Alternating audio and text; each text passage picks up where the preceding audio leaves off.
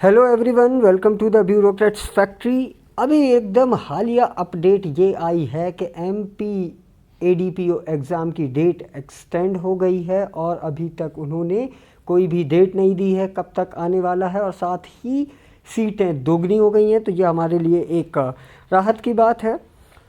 आज के इस लेक्चर में हम जो टॉपिक कवर करने वाले हैं वो है the protection of women from domestic violence act. ये सब्जेक्ट आपके लिए एमपी एडीपीओ एग्ज़ाम के लिए भी बेनिफिशियल है, और जिन लोगों का आरजेएस एग्ज़ाम है, राजस्थान जुडिशरी का एग्ज़ाम है, उनके लिए भी ये काफ़ी काम में आने वाला है।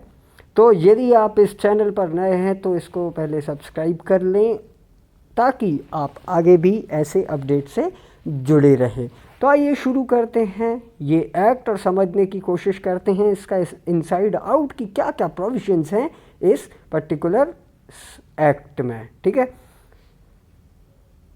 तो सबसे पहले तो इसका प्रियम्बल दिया हुआ है, an act to provide for more effective protection of rights of women guaranteed under the constitution, है ना।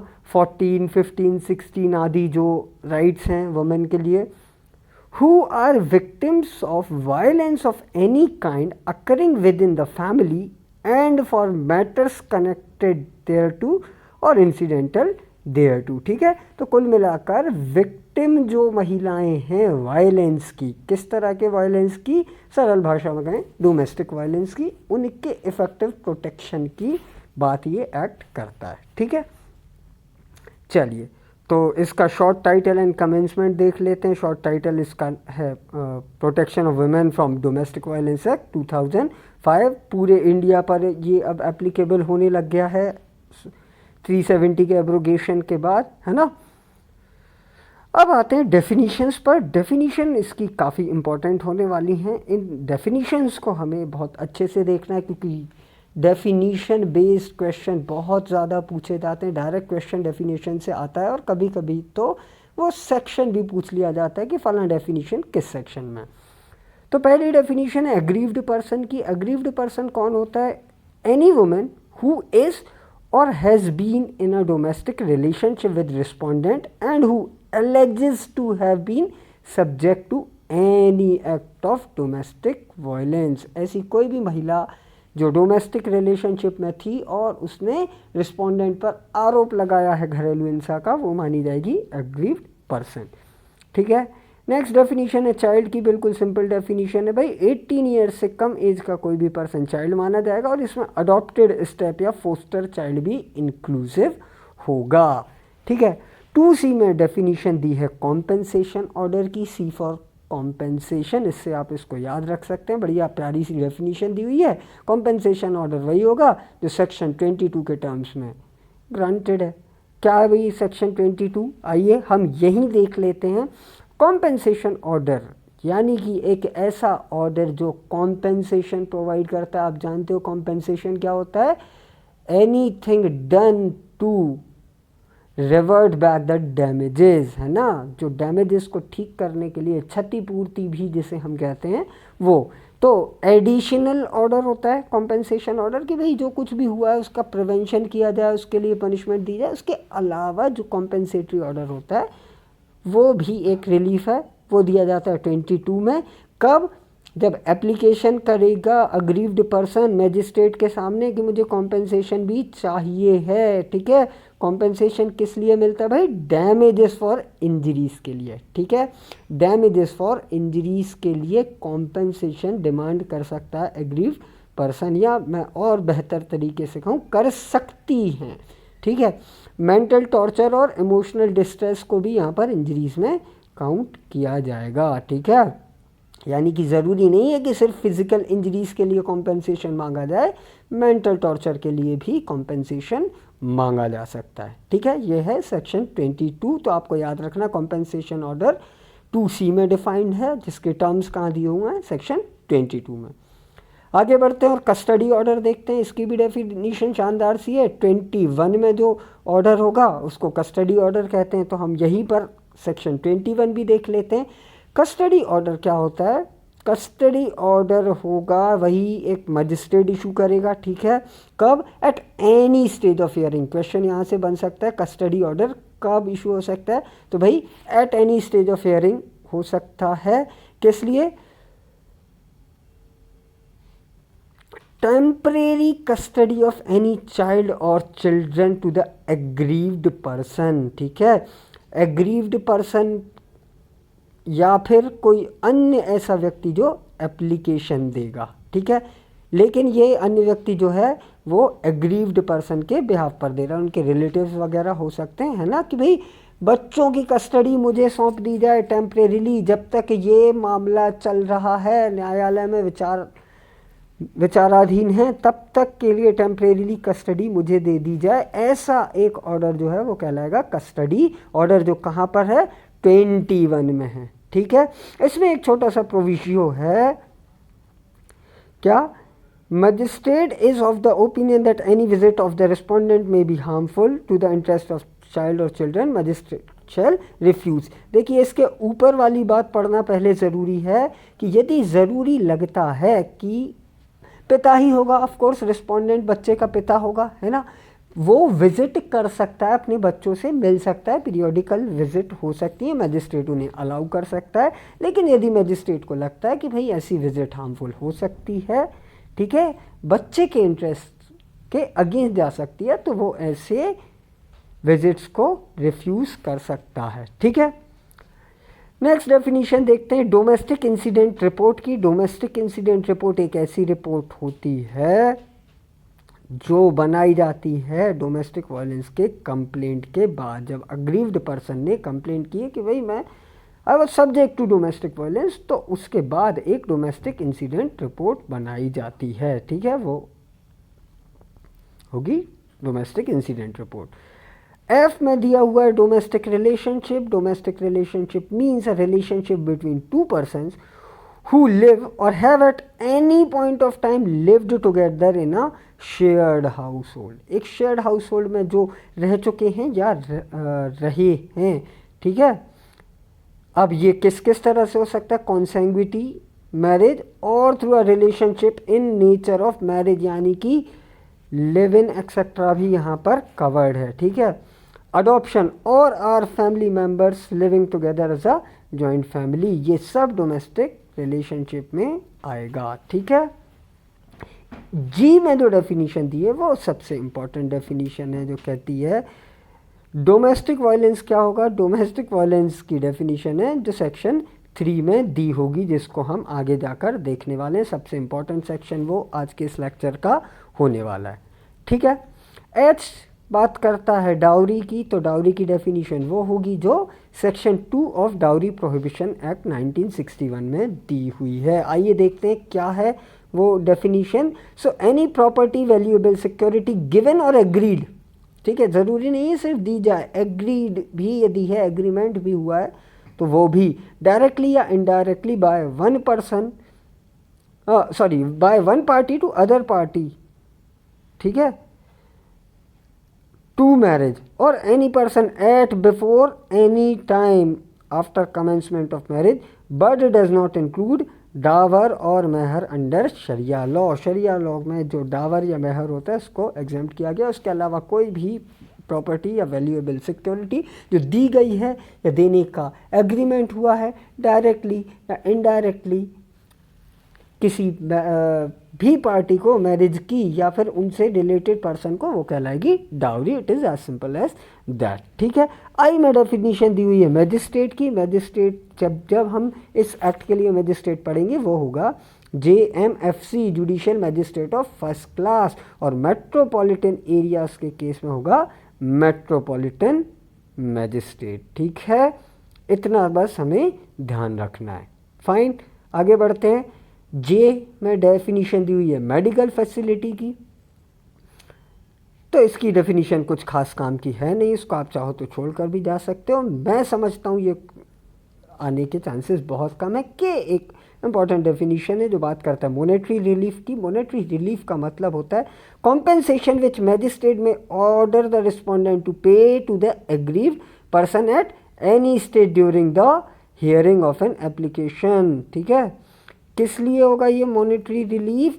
ये मॉनेटरी रिलीफ में सबसे महत्वपूर्ण बात जो याद रखने वाली है वो ये है, expenses incurred and the losses suffered by aggrieved person as the result of domestic violence उसके लिए है। ये प्राइमरीली कॉम्पेंसेटरी नहीं है, या कह सकते हैं एक तरह से है तो कॉम्पेंसेशन, बट मेजरली ये एक्सपेंसेस को मीट करने के लिए होता है। ठीक है। आई में नोटिफिकेशन की डेफिनेशन है, कोई खास डेफिनेशन नहीं है। एम में प्रिस्क्राइब किया, again prescribe by rules made under this act, इतनी कोई महत्वपूर्ण डेफिनेशन नहीं है। एन में प्रोटेक्शन ऑफिसर की डेफिनेशन दी हुई है, बढ़िया डेफिनेशन है। सबसेक्शन 1 और सेक्शन 8 में जो डेफिनेशन है वही होगा प्रोटेक्शन ऑफिसर। कौन होंगे प्रोटेक्शन ऑफिसर, हम सेक्शन 8 का क्लॉज सबसेक्शन 1 देखते हैं। तो एक महत्वपूर्ण बात जो आप याद रखोगे, प्रोटेक्शन ऑफिसर्स के लिए कौन अपॉइंट करेगा, स्टेट गवर्नमेंट अपॉइंट करेगा। ठीक है। कितने भी नंबर के ऑफिसर हो सकते हैं, हर ज़िले में होंगे। ठीक है। और नोटिफाई करेगा एरिया या एरियाज जिनमें वो प्रोटेक्शन ऑफिसर एक्सरसाइज करेंगे अपने पावर्स। तो दो बातें इधर पर बहुत महत्वपूर्ण हैं याद रखने वाली। कौन अपॉइंट करता है, स्टेट गवर्नमेंट। और क्या उनका जुरिस्डिक्शन होता है, डिस्ट्रिक्ट लेवल पर। ठीक है, डिस्ट्रिक्ट लेवल पर ये होते हैं। ठीक है। और इसका सबसेक्शन 2 कहता है कि जहाँ तक प्रैक्टिकेबल हो एक वुमेन को ऑफिसर बनाया जाए। ठीक है। और बाकी इतना कुछ खास महत्वपूर्ण सबसेक्शन 3 नहीं है। यही 3 बातें इसमें याद रखने की। ठीक है। आगे बढ़ते हैं और देखते हैं प्रोटेक्शन ऑर्डर की डेफिनेशन। तो प्रोटेक्शन ऑर्डर की डेफिनेशन वो है जो सेक्शन 18 में दी हुई है। अगेन हम सेक्शन 18 को एक बार देख लेते हैं। Magistrate may after giving the aggrieved person and respondent an opportunity of being heard. ठीक है, ऑडियो अल्ट्रम पार्टम का सिद्धांत। And on being prima facie satisfied that domestic violence has taken place और is likely to take place, pass a protection order in favor of aggrieved person and prohibit the respondent from। Basically जब magistrate को लगे कि हाँ भाई प्रथम दृष्टया ये लग रहा है कि डोमेस्टिक वायलेंस हुआ है, या कम से कम हुआ नहीं है तो हो सकता है, तो मजिस्ट्रेट क्या करता है, प्रोटेक्शन ऑर्डर इशू कर सकता है।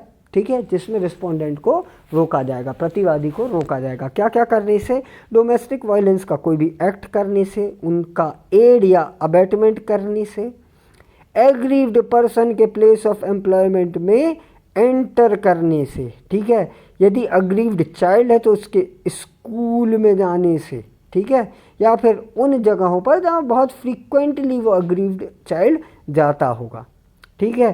D, attempting to communicate in any form whatsoever with the aggrieved person. ठीक है, हर तरह के कम्युनिकेशन से रोक सकता है।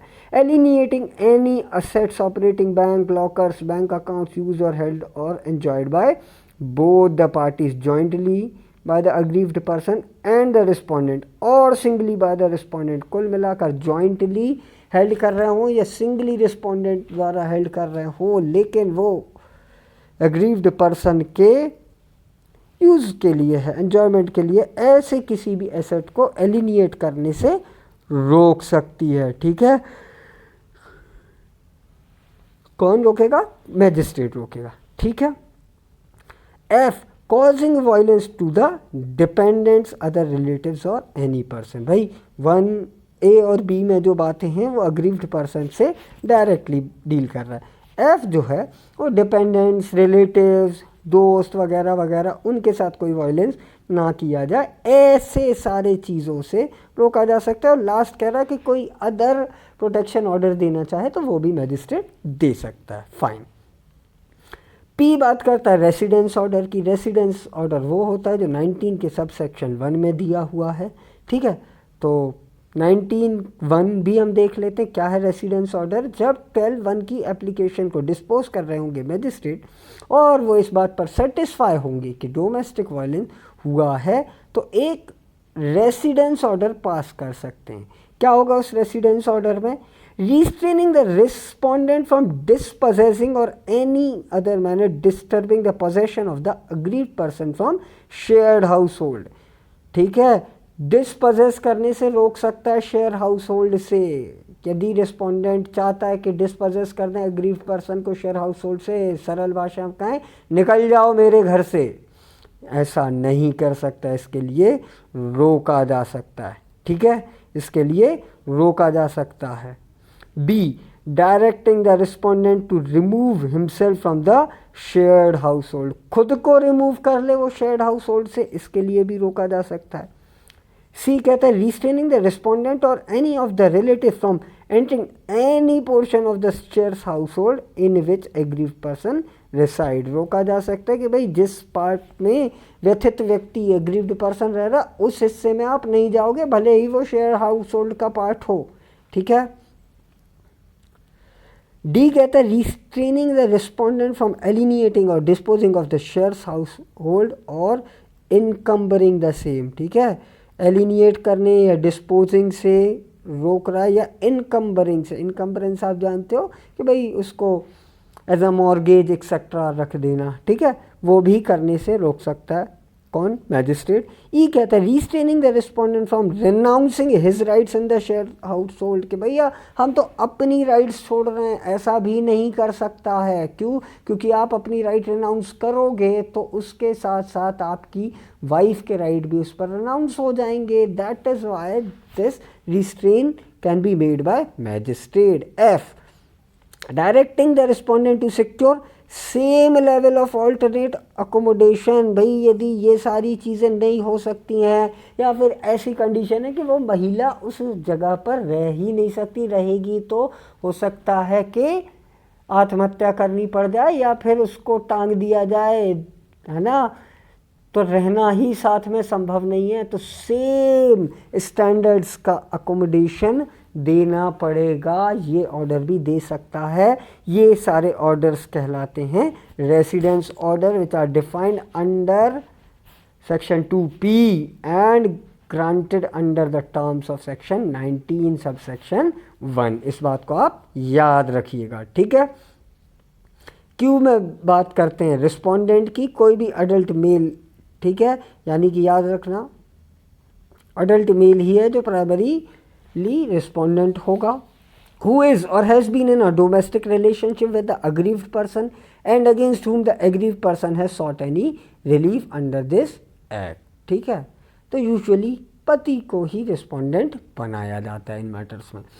प्रोविजो कहता है an aggrieved wife or female living in a relationship in the nature of marriage may also file complaint against a relative of the husband or the male partner। Male partner के relative के against भी ये application हो सकती है। तो ज़रूरी नहीं है कि सिर्फ पति ही रिस्पोंडेंट हो, है ना, सास ससुर नंद वगैरह वगैरह वो भी रिस्पोंडेंट हो सकते हैं डोमेस्टिक वायलेंस के केस में। ठीक है।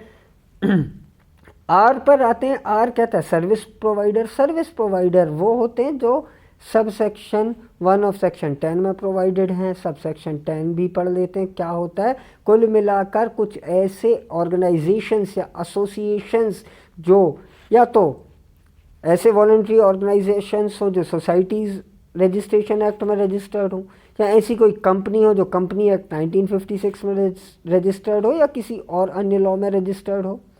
ठीक है, ऐसे institutions, organisation, groups, public spirited communities etcetera जो हैं वो क्या करते हैं, स्टेट गवर्नमेंट के पास अपने आप को रजिस्टर करते हैं एज अ सर्विस प्रोवाइडर। ठीक है, सर्विस प्रोवाइडर, सेवा प्रदाता। किस तरह की सेवाएं देते हैं? ये डोमेस्टिक वायलेंस से सब्जेक्टेड किसी भी महिला को असिस्टेंस प्रोवाइड करते हैं, उनकी राइट्स एक्सेट्रा को प्रोटेक्ट करते हैं, है ना, लीगल एड, मेडिकल, फाइनेंशियल, इस तरह के असिस्टेंस प्रोवाइड करते हैं। तो ऐसे पब्लिक स्पिरिटेड ऑर्गेनाइजेशन या एसोसिएशन जिन्होंने खुद को रजिस्टर करा है एज अ सर्विस प्रोवाइडर। महत्वपूर्ण बात यह है कोई भी एनजीओ या फिर non profit organisation service provider नहीं होगा। That have to be registered with state government as a service provider under section 10। ठीक है, ये बात आप याद रखिएगा। अब आते हैं सबसे इंपॉर्टेंट चैप्टर पर, चैप्टर 2 जो बात करता है डोमेस्टिक वायलेंस की। क्या होगा डोमेस्टिक वायलेंस, इसकी डेफिनेशन दी हुई है सेक्शन 3 में। तो डोमेस्टिक वायलेंस होगा ऐसा एक्ट या ओमिशन या कमीशन या कंडक्ट ऑफ रिस्पोंडेंट जो क्या करे, हार्म करे, इंजर करे, इंडेंजर करे हेल्थ, सेफ्टी, लिम्ब और wellbeing of the aggrieved person, चाहे वो मेंटल हो या फिजिकल हो। ठीक है, और फिजिकल के साथ साथ क्या क्या इसमें इंक्लूसिव होगा, sexual abuse, verbal abuse, emotional abuse, economic abuse, है ना। नहीं, मारपीट तो नहीं करते साहब, लेकिन गाली गलौच बहुत करते हैं या किसी तरह का सेक्सुअल अब्यूज़ करते हैं, या फिर ना मारते हैं ना पीटते हैं ना सेक्सुअल अब्यूज़ करते हैं, बस हमसे बात नहीं करते हैं, so that is an emotional abuse. या फिर सब ठीक है, बात करते हैं, मारते पीटते नहीं हैं, गाली गलौच भी नहीं देते, लेकिन हमें खर्चे के लिए पैसे नहीं देते साहब, जबकि हम तो पूरे पूरे इन पर डिपेंडेंट हैं, so that is economic abuse. This also constitute domestic violence. B, harasses, harms, injures or endangers the aggrieved person with a view to coerce her or any other person related to her to meet any unlawful demand, कोई भी unlawful demand. और ये unlawful demand usually किसकी होती है जी, dowry या other valuable security की। यदि 10 लाख रुपए नहीं दिए तो तुम्हारा सर फोड़ देंगे, ठीक है, वो भी डोमेस्टिक वायलेंस को कॉन्स्टिट्यूट करेगा। C, has the effect of threatening the aggrieved person और any person related to her by any conduct mention in clause A और क्लॉज बी, कोई भी ऐसी धमकी देना कि हम तुम्हारे साथ ये कर देंगे वो कर देंगे, वो भी डोमेस्टिक वायलेंस आएगा। एंड डी, अदरवाइज इंजर्स और कॉजेज हार्म्स वेदर फिजिकल और मेंटल टू एग्रीव्ड पर्सन, यानी कि अन्य किसी भी तरह से हार्म कर रहा फिजिकल या mental wellbeing of the aggrieved person, तो भी वो डोमेस्टिक वायलेंस में कॉन्स्टिट्यूट होगा। ऑल राइट, एक्सप्लेनेशन देख लेते हैं इसके जो बड़े महत्वपूर्ण है। Explanation number 1, physical abuse means any act और conduct which is of such nature as to cause bodily pain, harm, danger to life, limb or health, or to impair the health or development of the aggrieved person and includes assault, criminal intimidation and criminal force। मैं ये मान कर चलता हूँ कि आप सभी ने IPC बहुत अच्छे से पढ़ी होगी, तो ये सारे शब्द आपको फैमिलियर लग रहे होंगे।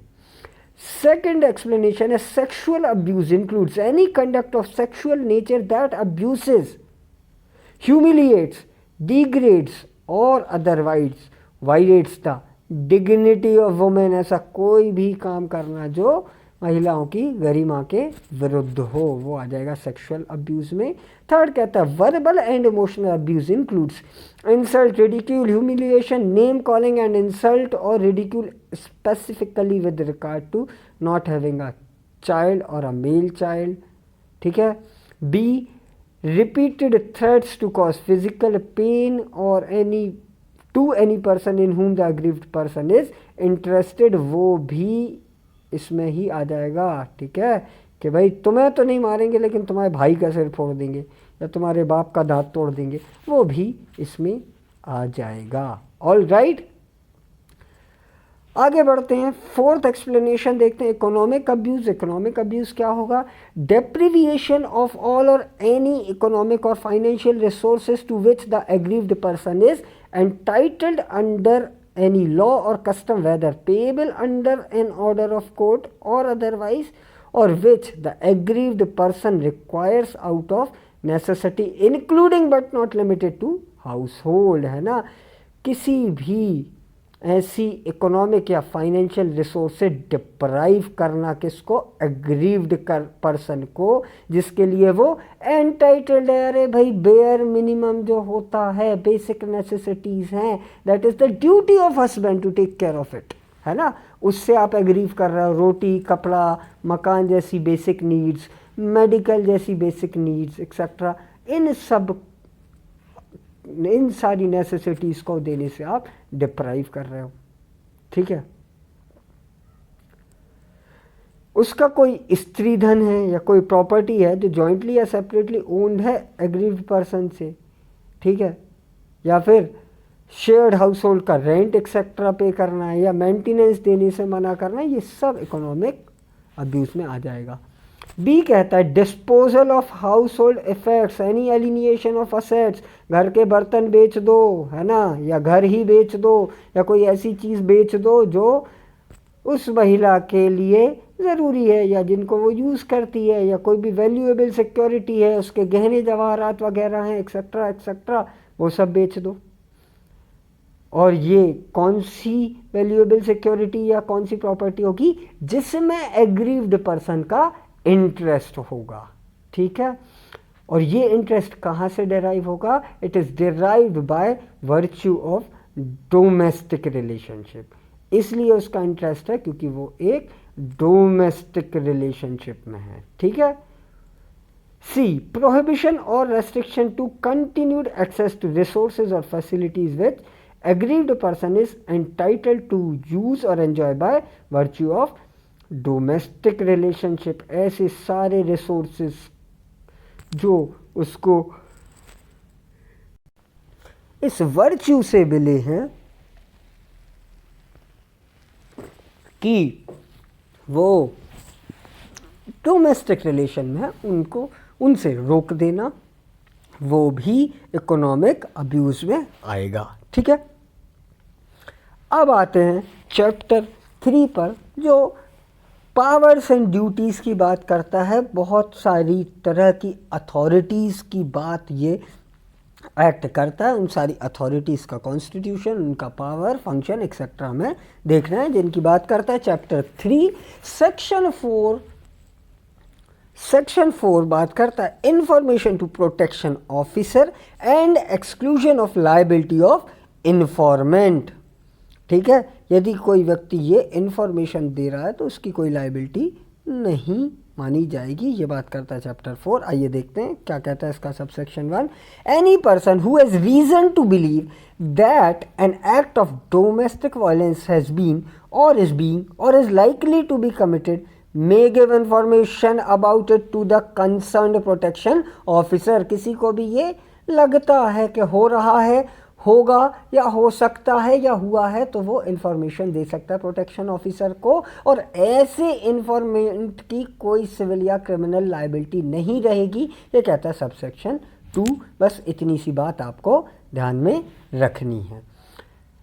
सेक्शन 5 बात करता है duties of police officers, service providers and magistrate. क्या क्या ड्यूटी होगी, एक police officer, protection officer, service provider या मैजिस्ट्रेट जिसके पास कोई भी कंप्लेंट आई है डोमेस्टिक वायलेंस की, या फिर उसी की प्रेजेंस में ऐसा कोई इंसिडेंट हो रहा है, ठीक है, या फिर उनको इस तरह का कोई इंफॉर्मेशन रिपोर्ट किया गया है, तो उनकी सबसे पहली ड्यूटी है कि वो एग्रीव्ड पर्सन को इन्फॉर्म करे। क्या, number 1, her right to make an application for obtaining relief, ठीक है, कि वो रिलीफ मांग सकती है। किस किस तरह के रिलीफ, प्रोटेक्शन ऑर्डर मांग सकती है, मॉनेटरी रिलीफ के ऑर्डर के लिए अप्लाई कर सकती है, कस्टडी ऑर्डर के लिए अप्लाई कर सकती है, रेसिडेंस ऑर्डर के लिए अप्लाई कर सकती है, कॉम्पेंसेशन ऑर्डर के लिए अप्लाई कर सकती है, या जितने हमने पढ़े उनमें एक या एक से अधिक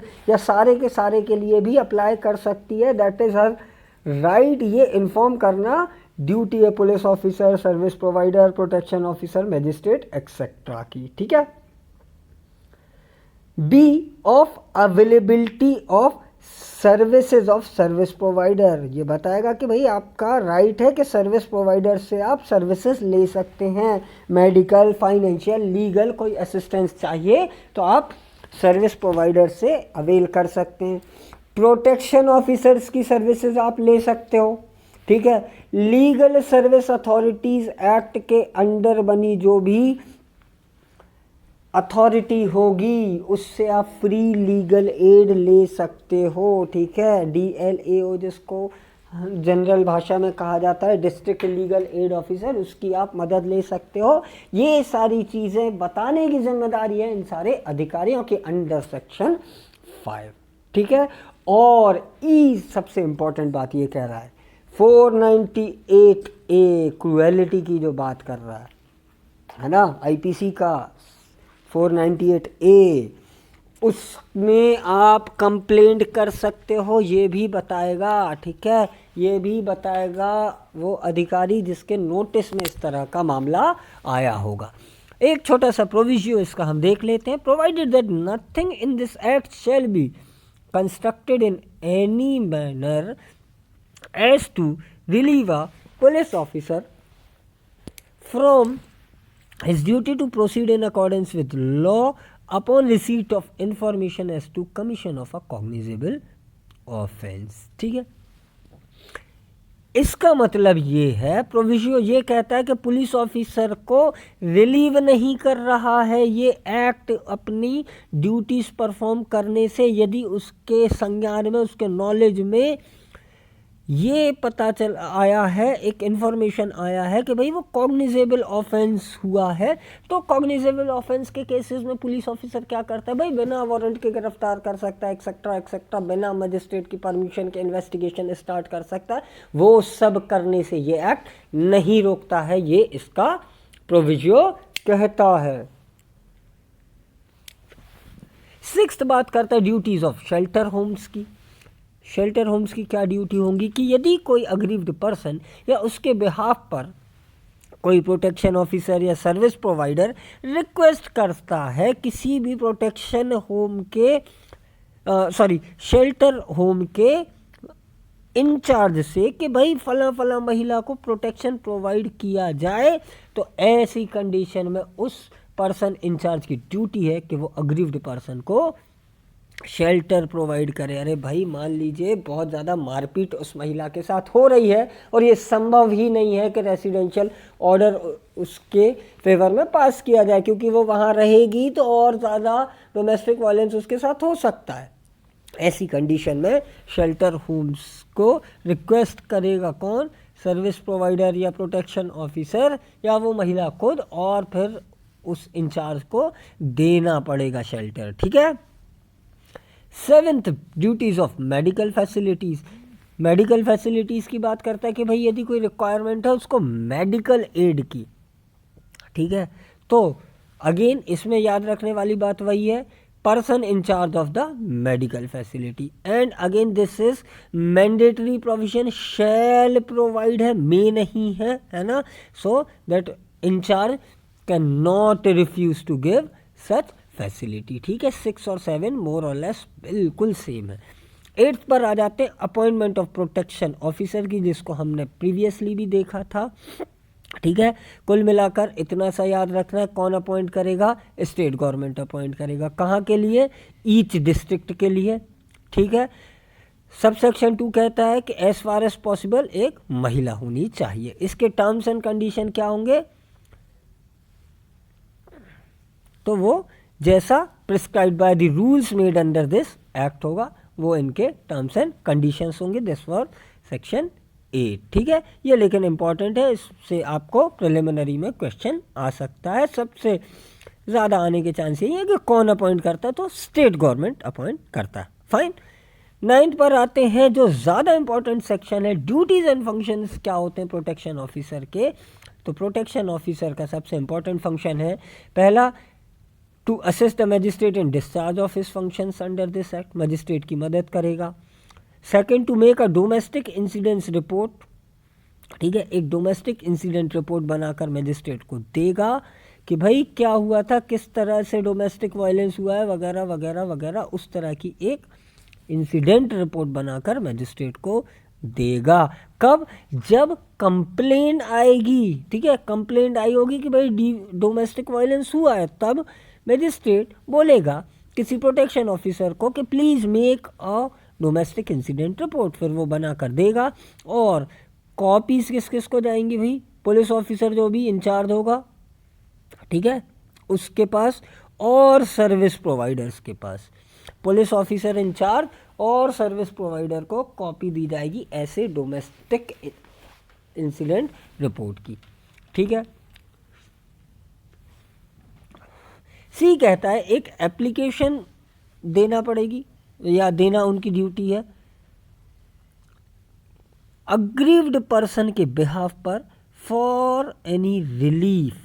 किस तरह का relief, issuance of protection order वाला रिलीफ यदि एग्रीव्ड पर्सन मांगना चाहता है। एग्रीव्ड पर्सन चाहता है कि भाई एक प्रोटेक्शन ऑर्डर उसके फेवर में इशू किया जाए, तो वो कब होगा, जब वो मैजिस्ट्रेट को अप्लाई करेगा एग्रीव्ड पर्सन। तो ऐसे एप्लीकेशन में कौन हेल्प करेगा, यही प्रोटेक्शन ऑफिसर। ठीक है। डी कहता है कि ये इंश्योर करना भी प्रोटेक्शन ऑफिसर की ड्यूटी है कि लीगल एड मिल जाए अग्रीव्ड पर्सन को। ठीक है, लीगल एड मिल जाए अग्रीव्ड पर्सन को। ई बात करता है कि सारे सर्विस प्रोवाइडर्स की एक लिस्ट बनाकर रखेगा। ठीक है, और जो भी शेल्टर होम्स या मेडिकल फैसिलिटीज़ हैं उस लोकल एरिया की, उनकी भी एक लिस्ट बनाकर रखेगा, क्योंकि उनकी आवश्यकता कभी भी पड़ सकती है। ये सारे काम किसके हैं, प्रोटेक्शन ऑफिसर के। ध्यान देना इस टर्म पर, प्रोटेक्शन ऑफिसर। ठीक है, जिसका काम क्या होगा, to protect the women from the incidents of domestic violence, and if already such incidents occurred then protection from further violence। ठीक है, तो वो सारे काम करना इनकी ड्यूटी एंड फंक्शन में आएगा जो किसी महिला को प्रोटेक्ट करेगी। बस इतना सा थंब रूल आप याद रख लो, कभी क्वेश्चन आपका गलत नहीं होगा। ठीक है। F, to make available a safe shelter home. यदि एग्रीव्ड पर्सन को लगता है कि सेफ शेल्टर होम की ज़रूरत है, तो वो भी दिलाना किसकी ड्यूटी है, प्रोटेक्शन ऑफिसर की। मेडिकली एग्जामिन कराएगा। ठीक है, कि भाई कोई बॉडीली इंजरी है क्या, कैसा है, ये सारी चीज़ें मेडिकल एग्जामिनेशन से ही पता चलेंगी। तो वो मेडिकल एग्जामिनेशन कराएगा और उस एग्जामिनेशन की जो भी रिपोर्ट आएगी वो मैजिस्ट्रेट को फॉरवर्ड करेगा। ठीक है। एच कहता है to ensure the order for monetary relief under section 20, कि भाई मॉनेटरी रिलीफ के लिए ऑर्डर मिला सेक्शन 20 में, ऑर्डर तो मिल गया लेकिन वो एग्जीक्यूट नहीं हो पाया, तो ये एग्जीक्यूट कराना भी प्रोटेक्शन ऑफिसर की जिम्मेदारी है। ठीक है। सब सेक्शन 2 एक बड़ी महत्वपूर्ण बात ये कहता है कि प्रोटेक्शन ऑफिसर जो है control and supervision of magistrate में काम करेगा। ठीक है, control and supervision of magistrate में काम करेगा। बस इतनी सी बात ध्यान रखना, ये शायद प्रिलिमिनरी में क्वेश्चन पूछा जा सकता है। ठीक है, आगे बढ़ते हैं। सेक्शन 10 देखते हैं, सर्विस प्रोवाइडर्स कौन है। तो हमने इस सबसेक्शन 1 को पहले भी देखा था।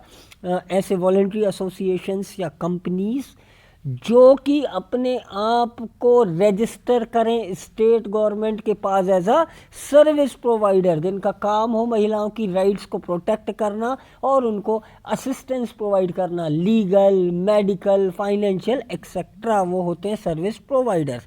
ऑब्जेक्टिव क्या हैं, यही सारे इनके ऑब्जेक्टिव होंगे। ठीक है, तो ये सबसेक्शन 1 हम ऑलरेडी देख चुके थे। अब सबसेक्शन 2 देखते हैं कि सर्विस प्रोवाइडर्स के पावर क्या क्या है। तो सर्विस प्रोवाइडर्स भी रिकॉर्ड कर सकते हैं डोमेस्टिक इंसिडेंट रिपोर्ट, जो भी प्रिस्क्राइब फॉर्म होगा उसमें, और वो फॉरवर्ड करेंगे कॉपी किसको, मैजिस्ट्रेट को और प्रोटेक्शन ऑफिसर को। ठीक है, मैजिस्ट्रेट या नहीं और प्रोटेक्शन ऑफिसर को फॉरवर्ड कर देंगे ऐसी एक रिपोर्ट। Number 1। Number 2, get the aggrieved person medically examined and forward a copy of medical report to the protection officer. ठीक है, मेडिकल एग्जामिनेशन करा सकते हैं। C, ensure the aggrieved person is provided shelter in shelter home, ये करा सकता है। एक और थंब रूल आप याद रख लो, प्रोटेक्शन ऑफिसर के आपने पावर्स एंड फंक्शंस पढ़े होंगे। प्रोटेक्शन ऑफिसर के कामों में मदद करना सर्विस प्रोवाइडर्स का काम है, सेवा प्रदाता। ठीक है, so they are serving, these are public spirited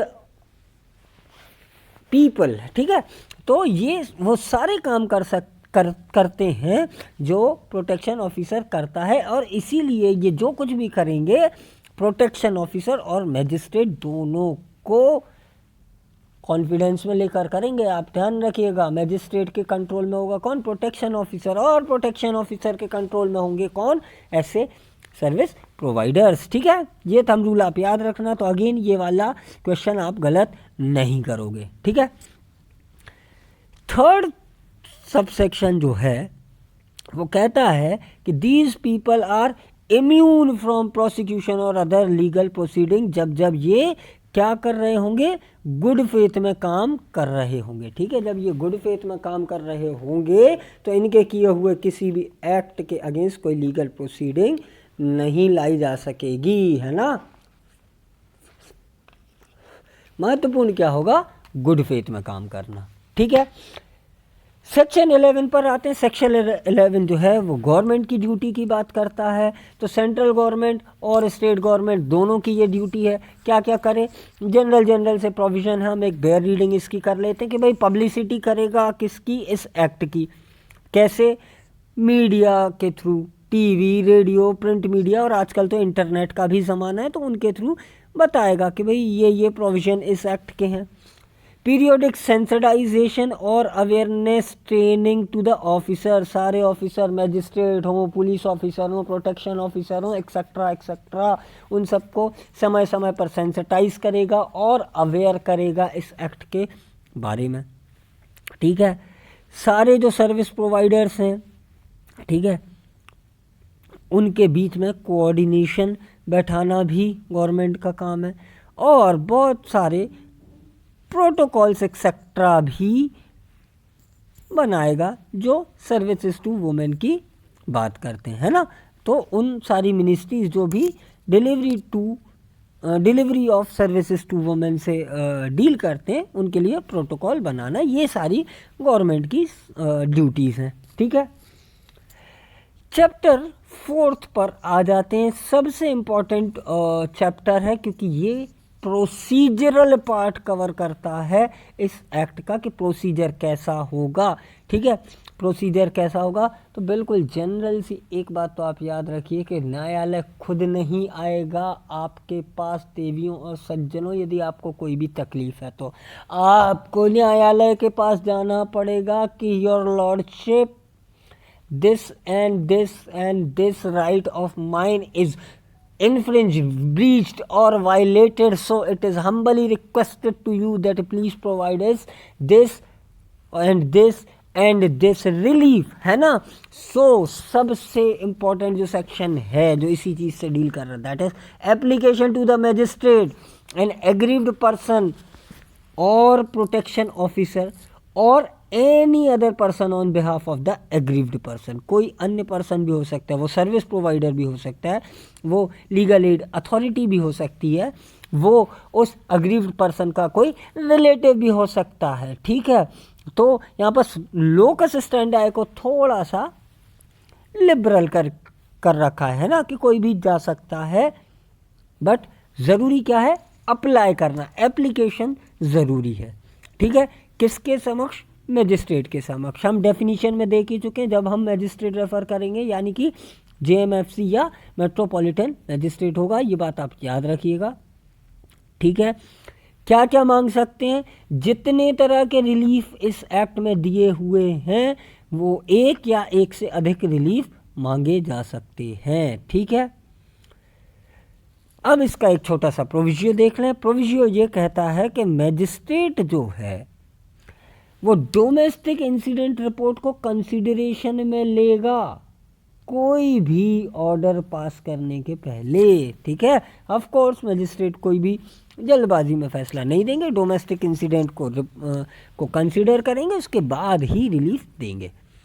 ठीक है, सब सेक्शन 2 कहता था relief sought for under subsection 1 may include relief for issuance and order for payment of compensation or damages without prejudice to the right of such person to institute a suit for compensation or damages for the injuries caused by the act of domestic violence। ठीक है, यानी कि relief में compensatory relief भी claim किया जा सकता है। हालांकि ऐसा नहीं होगा कि कॉम्पेंसेटरी रिलीफ दे दिया है तो कोई सूट नहीं उसके अगेंस्ट लाया जा सकता, उसको प्रेजुडाइज नहीं करेगा ये पर्टिकुलर प्रोविजन। ठीक है, ध्यान रखिएगा इस बात को, है ना। इसको आप ऐसे समझो कि मान लीजिए मारपीट हुई है तो उससे इंजरी हुई है, तो उन इंजरीज को कॉम्पेंसेट करने के लिए कॉम्पेंसेटरी रिलीफ मांगा जा सकता है, लेकिन इसका मतलब ये नहीं है कि वो जो मारपीट हुई है उसके अगेंस्ट एक्शन नहीं लिया जाएगा, ठीक है, मतलब सूट लाया जा सकता है। चलो आगे बढ़ते हैं, एक और प्रोविजन देखते हैं। Provided that where decree for any amount as compensation और damages has been pass by court in favour of the aggrieved person, the amount if paid और payable in pursuance of the order made by magistrate shall be set off against the amount payable under such decree, and decree shall not, withstanding anything contained in CPC or any other law for the time being in force, be executable for the balance amount। यानी कि यदि कोई compensatory order दिया गया लेकिन कुछ amount पहले ही पे किया जा चुका था तो वो अमाउंट सेट ऑफ कर दिया जाएगा, बस इतनी सिंपल सी बात है ना। सब सेक्शन 3 देखते हैं। सब सेक्शन 3 कहता है कि यदि एप्लीकेशन अंडर सब सेक्शन 1 है वो किस फॉर्म में होगी, जिस फॉर्म में प्रिस्क्राइब किया गया। बहुत ही बेकार सी बात है, इतना कोई महत्वपूर्ण नहीं है। सब सेक्शन 4 काफ़ी महत्वपूर्ण है। The magistrate shall fix the first date of hearing which shall not be ordinarily beyond 3 days from the date of receipt of the application by the court. जिस दिन एप्लीकेशन कोर्ट को मिली है उससे 3 दिन के भीतर में फर्स्ट हियरिंग होनी चाहिए। कब होगी, पहले दिन होगी, दूसरे दिन होगी या तीसरे दिन होगी, ये मैजिस्ट्रेट के कॉन्शियस पर डिपेंड करता है, लेकिन 3 दिन के बियॉन्ड नहीं हो सकता ये पीरियड। यानी कि फर्स्ट हियरिंग एप्लीकेशन के 3 दिन के भीतर करनी पड़ेगी। 5th कहता है कि ऐसी सारी एप्लीकेशन जो आएंगी 60 दिन के भीतर डिस्पोज होंगी, 60 दिन के अंदर इनका निराकरण करना पड़ेगा, ठीक है। यानी कि एक टाइम बाउंड मैनर में इस एक्ट के प्रोविजन को एग्जीक्यूट किया जाएगा, ठीक है। एक स्पीडी ट्रायल या यूँ कह लें कि स्पीडी जस्टिस को इंश्योर करने के लिए ये प्रोविजंस दिए हुए हैं, ठीक है। सेक्शन 13 पर आते हैं। सेक्शन 13 सर्विस ऑफ नोटिस की बात करता है। ऑफ कोर्स CPC भी आप पढ़ कर आए होंगे या CRPC भी आप पढ़ कर आए होंगे, तो सर्विसेज वगैरह दी जाती हैं। सो subsection 1 says a notice of the date of hearing fixed under section 12 shall be given by the magistrate to the protection officer, who shall get it served by such means as may be prescribed on the respondent and on any other person as directed by the magistrate within a maximum period of 2 days। कुल मिलाकर magistrate क्या करेगा, protection officer को ऐसी service के notice के लिए assign कर देगा कि आप सर्व करो, ठीक है। किसको, या तो रिस्पोंडेंट को ही कर देना, और रिस्पोंडेंट ना मिले तो कोई और पर्सन, कौन सा पर्सन, जिसको मैजिस्ट्रेट ने डायरेक्ट किया हो। कितने दिन के भीतर, 2 दिन के भीतर में ये सर्विस हो जानी चाहिए, ठीक है। Within 2 days such service of notice shall be done, ठीक है। Or such further reasonable time as may be allowed by the magistrate from the date of its receipt. कि यदि मैजिस्ट्रेट को लगता है कि भाई एक और युक्त या रीजनेबल समय हो सकता है तो इस 2 दिन को एक्सटेंड भी किया जा सकता है, ठीक है। सबसेक्शन 2 कहता है declaration of service of notice made by protection officer in such form as may be prescribe shall be the proof that such notice was serve. यदि प्रोटेक्शन ऑफिसर ने कह दिया कि ऐसे नोटिस की सर्विस हो गई थी तो ये मान लिया जाएगा कि हो गई थी, ठीक है। यानी कि ये एक तरह से प्रिजम्पशन है कि उनने कहा तो मान लिया गया, अनलेस कॉन्ट्रेरी इज प्रूव्ड। यानी कि इनको नहीं प्रूव करना कि सर्व हो गई, आपको प्रूव करना पड़ेगा कि सर्व नहीं हुई है, ठीक है। ये था सेक्शन 13। अब बात करते हैं सेक्शन 14 की। सेक्शन 14 काउंसलिंग के लिए प्रोवाइड करता है, ठीक है। तो यदि प्रोसीडिंग के किसी भी स्टेज पर मैजिस्ट्रेट को ये लगता है कि काउंसलिंग की ज़रूरत है तो काउंसलिंग के लिए भेजा जा सकता है, ठीक है। किसको, रिस्पोंडेंट को या एग्रीव्ड पर्सन को, सिंगली या जॉइंटली, दोनों में से किसी एक को भेजा जा सकता है, दोनों को भेजा जा सकता है, अलग अलग भेजा जा सकता है, या एक साथ भेजा जा सकता है। किसके पास भेजा जाएगा? ऑफ कोर्स जो सर्विस प्रोवाइडर्स हैं।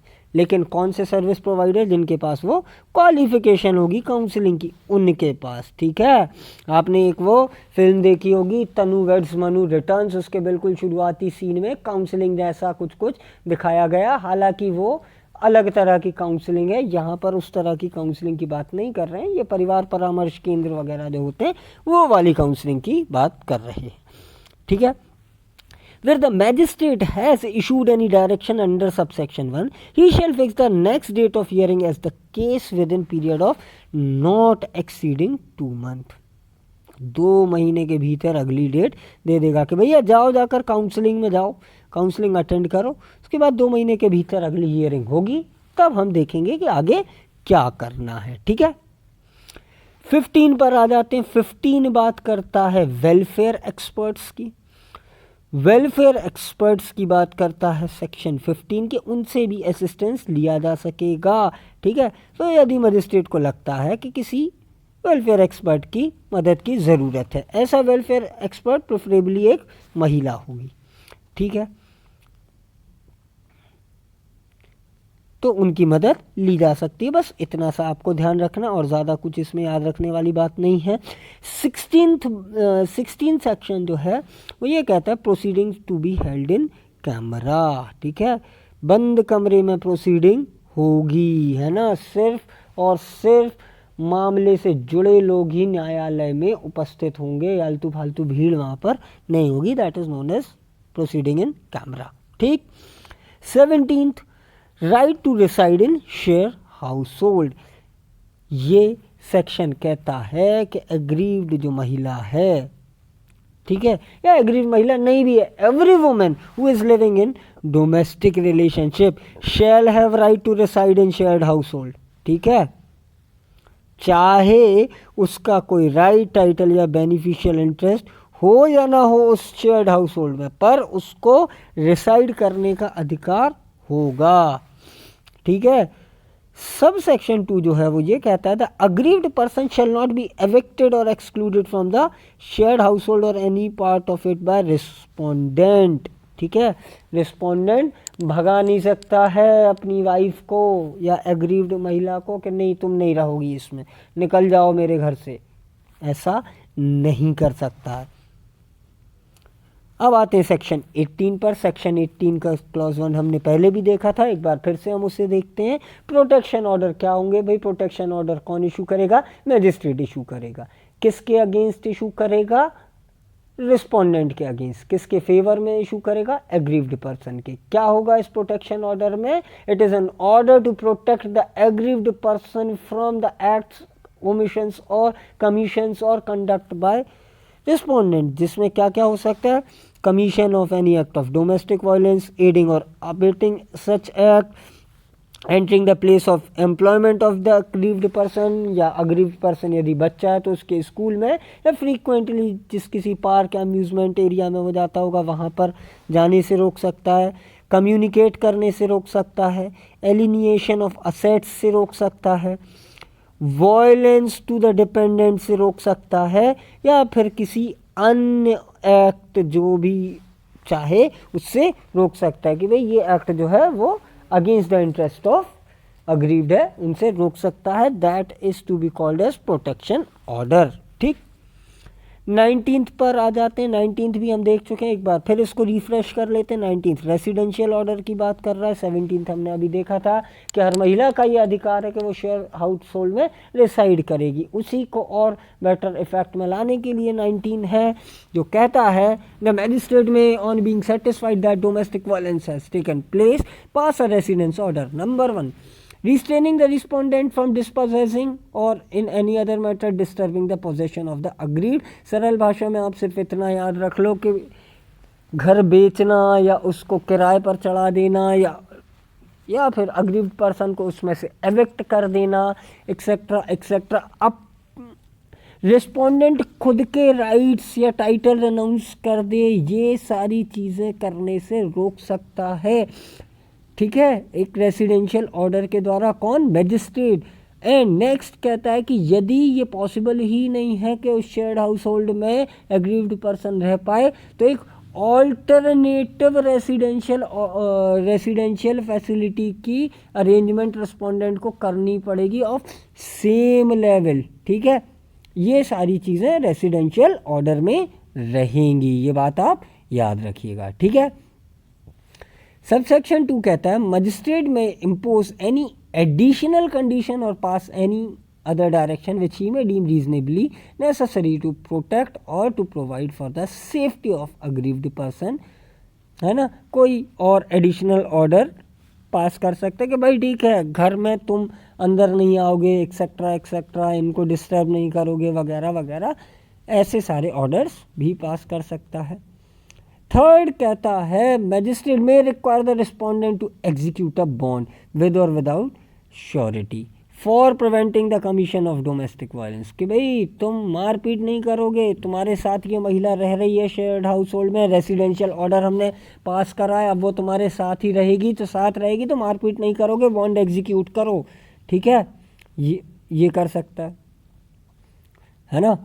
N order under subsection 3 shall be deem to be an order under chapter 8 of CRPC। ये खैर एक जनरल सी बात कर रहा है। फिफ्थ कहता है while passing an order under subsection 1, 2 and 3 the court may also pass an order directing the officer in charge of the nearest police station to give protection to the aggrieved person। ठीक है, police officer को भी एक order दे सकता है magistrate कि भाई ध्यान रखिएगा ये महिला जो है हो सकता है इसके साथ आगे भी डोमेस्टिक वायलेंस हो, तो ये आपकी ड्यूटी है कि इसको आप प्रोटेक्ट करेंगे। ठीक है, आगे बढ़ते हैं, 7th सबसेक्शन देखते हैं। The magistrate may direct the officer in charge of the police station in whose jurisdiction the magistrate has been approached to assist the implementation of protection order। ठीक है, implementation of protection order को कौन facilitate कराएगा? भाई SHO साहब जो होंगे वो कराएंगे।